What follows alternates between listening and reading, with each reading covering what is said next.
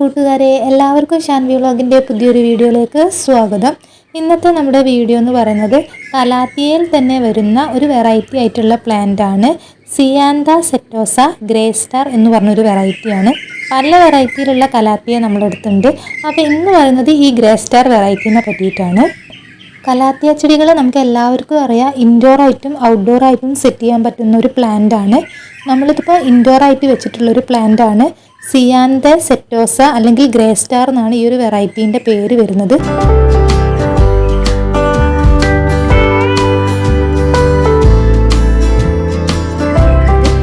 പേര് പോലെ തന്നെ ഗ്രേ സ്റ്റാർ എന്ന് പറയുന്ന പോലെ തന്നെ ഒരു അപ്പിയറൻസ് ആണ് ഇതിൻ്റെ ലീഫിന്. നിങ്ങൾക്ക് നോക്കുമ്പം തന്നെ മനസ്സിലാവും, ഒരു ഗ്രീനിഷ് ഒരു ഗ്രേയിഷ് ആയിട്ടുള്ളൊരു അപ്പിയറൻസ് ആണ്.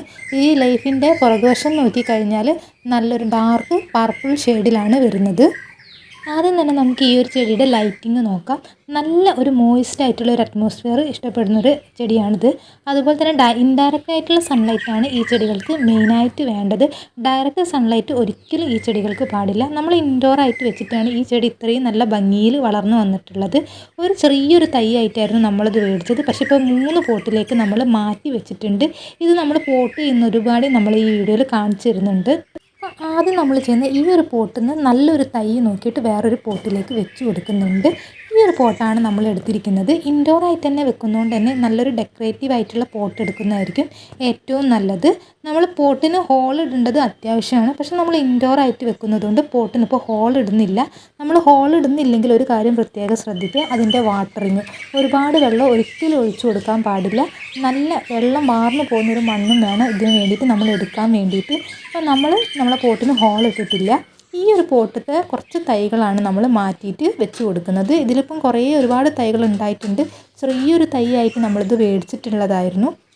അപ്പോൾ അതിൽ നമുക്ക് ഹെൽത്തി ആയിട്ടുള്ള ഒരു 2 തൈ എടുക്കാനാണ് വിചാരിക്കുന്നത്.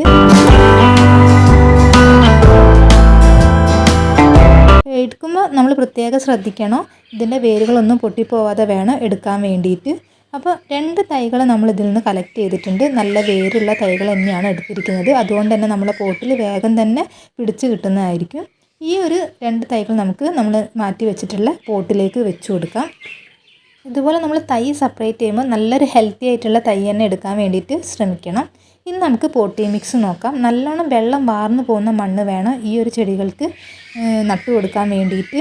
വെള്ളം നമ്മൾ അതുപോലെ തന്നെ കൂടുതലായിട്ട് വെറ്റായിട്ടുള്ള സോയിലൊക്കെ ആണെങ്കിൽ ചെടി പെട്ടെന്ന് ചീഞ്ഞു പോകാൻ ചാൻസ് ഉണ്ട്. അപ്പോൾ നമ്മൾ എടുത്തു വെച്ചിട്ടുള്ള ഈ ഒരു പോട്ടിലേക്ക് ആദ്യം കുറച്ച് നമ്മൾ മണ്ണ് ആഡ് ചെയ്ത് കൊടുത്തിട്ടുണ്ട്. ഗാർഡനിങ് സോയിലും ചാണകപ്പൊടിയും മാത്രമാണ് നമ്മൾ ഈ ഒരു പോട്ടി മിക്സിൽ ആഡ് ചെയ്തിട്ടുള്ളത്. നമുക്ക് വേണമെങ്കിൽ ഫംഗിസൈഡൊക്കെ കൂടെ ചേർക്കാവുന്നതാണ്. അതുപോലെ തന്നെ പെർലൈറ്റ് വേണമെങ്കിൽ ചേർക്കാവുന്നതാണ്. നമ്മൾ ആകെ ചാണകപ്പൊടിയും അതുപോലെ തന്നെ മണ്ണും മാത്രമാണ് എടുത്തിരിക്കുന്നത്.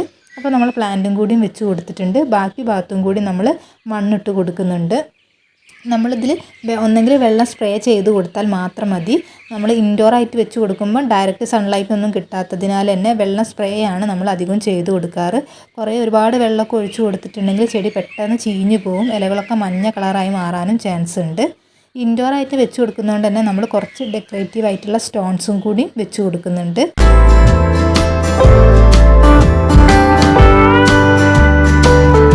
നമ്മളെ ഇഷ്ടത്തിനനുസരിച്ച് പല വെറൈറ്റി ആയിട്ടുള്ള കളറിലുള്ള സ്റ്റോൺസൊക്കെ വെച്ച് കൊടുത്താൽ കാണാൻ നല്ല ഭംഗിയായിരിക്കും. ഒരിക്കലും ഈ ഒരു ചെടി ഡയറക്റ്റായിട്ടുള്ള സൺലൈറ്റിൽ വെക്കാൻ പാടില്ല. ഇതിൻ്റെ ഇലകളൊക്കെ പെട്ടെന്ന് തന്നെ കരിഞ്ഞു പോകാനുള്ളൊരു ചാൻസ് ഉണ്ട്. നല്ലൊരു വോയിസ്ഡ് ആയിട്ടുള്ള ഒരു അറ്റ്മോസ്ഫിയറാണ് ഈ ചെടികൾ എപ്പോഴും ആഗ്രഹിക്കുന്നത്. അപ്പോൾ ഇലകളുടെ മുകളിലൊക്കെ ഞാനൊന്ന് നന്നായിട്ട് സ്പ്രേ ചെയ്ത് കൊടുക്കുന്നുണ്ട്. നമുക്ക് ഈ ഒരു സോയിൽ തൊട്ട് കഴിഞ്ഞാൽ നല്ല ഡ്രൈ ആണെന്ന് തോന്നിക്കഴിഞ്ഞാൽ നമുക്ക് വെള്ളം ഒഴിച്ചു കൊടുക്കാവുന്നതാണ്. ഒരു 2-3 മാസമൊക്കെ കൂടുമ്പോൾ വേണമെങ്കിൽ നമുക്ക് വളപ്രയോഗം ചെയ്ത് കൊടുക്കാവുന്നതാണ്. അപ്പോൾ നമുക്ക് ഓൾറെഡി ഉള്ള പോട്ടിലേക്ക് നമ്മൾ അത്യാവശ്യം ഈ മേൽമണ്ണൊന്ന് ഇളക്കി കൊടുത്തിട്ട് പുതുതായിട്ടുള്ള മണ്ണൊന്ന് ഇട്ട് കൊടുക്കുന്നുണ്ട്. ഇതിലും നമ്മൾ കുറച്ച് ചാണകപ്പൊടിയാണ് ചേർത്തിട്ടുള്ളത്. നമ്മളെ വീട്ടിൽ തന്നെ ചെടികൾ പരിപാലിക്കുന്നതുകൊണ്ട് തന്നെ ഒരുപാട് രാസവളങ്ങളൊന്നും ചേർക്കാറില്ല. നമ്മൾ ചാണകപ്പൊടി, കരിയിലേൻ്റെ വേസ്റ്റ്, അങ്ങനത്തെ വളങ്ങളൊക്കെയാണ് നമ്മൾ അധികവും നമ്മളെ ചെടികൾക്ക് ഉപയോഗിക്കാറ്. അത്രയൊക്കെ തന്നെ ഉപയോഗിച്ചാൽ നമുക്കിത് ഹെൽത്തി ആയിട്ട് തന്നെ പ്ലാന്റ് കിട്ടാറുണ്ട്. അപ്പോൾ ഒരു 3-4 മാസം അല്ലെങ്കിൽ 2-3 മാസം കൂടുമ്പോൾ മാത്രം ഈ ഒരു ചെടികൾക്ക് വളപ്രയോഗം ചെയ്തു കൊടുത്താൽ മതി.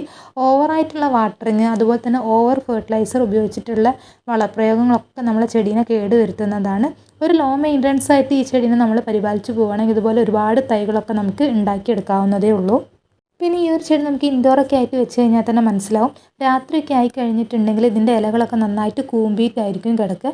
രാവിലെ ആകുമ്പോഴത്തേക്ക് നല്ല ഹെൽത്തി ആയിട്ട് നന്നായിട്ട് വിടർന്ന് നിൽക്കുന്നതായിട്ട് നമുക്ക് കാണാൻ പറ്റും. ഈ ഒരു ഗ്രേ പോലുള്ളൊരു അപ്പിയറൻസ് ആണ് ഈ ഒരു ചെടീനെ കൂടുതലായിട്ട് ഭംഗിയാക്കുന്നത്.